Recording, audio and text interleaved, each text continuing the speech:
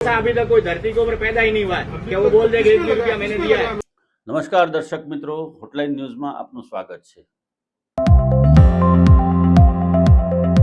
જે ભ્રષ્ટાચારનો વિરોધ કરી અને આમ આદમી પાર્ટીએ દિલ્હીની સત્તા સર કરી હતી અને ગુજરાતની અંદર પગ પેસારો કરવાની શરૂઆત કરી હતી, એની સાથે સાથે પંજાબમાં પણ એ જ આમ આદમી પાર્ટીએ સત્તા કબજે કરી હતી। એ જ આમ આદમી પાર્ટીના કાર્યકરો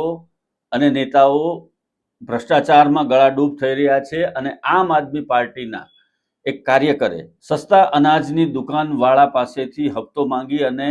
એ હપ્તો લેતા એનો સાગરીત ઝડપાઈ ગયો છે। પોલીસે સમગ્ર મામલે તપાસ શરૂ કરી છે। મિત્રો, સમગ્ર ઘટનાની વિગત એવી છે કે આમ આદમી પાર્ટીના કાર્યકર શ્રવણ જોશી અને સંપત ચૌધરી આ લોકો શહેરના અલગ અલગ વિસ્તારમાં આવેલી સસ્તા અનાજની દુકાનો ઉપર જતા હતા અને સસ્તા અનાજની દુકાન જે ચલાવતા હોય એમને તમે ખોટું કરો છો, સરકારી અનાજ બારોબાર વેચી દો છો, તમારી લાયસન્સ રદ કરાવી દઈશું, તમારી દુકાન બંધ કરાવી દઈશું એવી ધાક ધમકી આપી અને એમની પાસેથી હપ્તા વસૂલતા હતા, ખંડણી પડાવતા હતા। આ હપ્તા વસૂલાતની જ્યારે હદ થઈ ગઈ અને સુરતના લિંબાયત મારુતિનગર વિસ્તારમાં રહેતા નિલેશ મોરેને ત્યાં આ લોકો ગયા। એની સસ્તા અનાજની દુકાન ઉપર જઈ અને એમણે એ સંપત ચૌધરી અને શ્રવણ જોશીએ ₹50,000ની માંગણી કરી હતી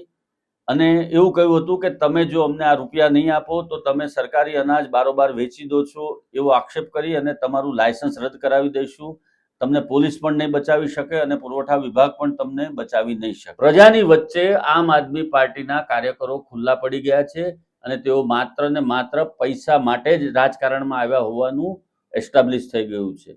હવે વિચારવાનું છે આમ આદમી પાર્ટીના રાજ્યના નેતાઓ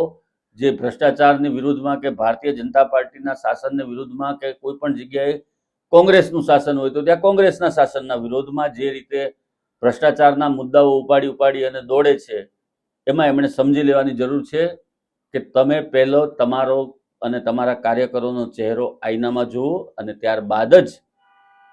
તમે ભ્રષ્ટાચાર વિશે કે વહીવટ વિશે કે ગેરવહીવટ વિશે કે રાજ્ય સરકારની અણઘડ નીતિઓ વિશે બોલો।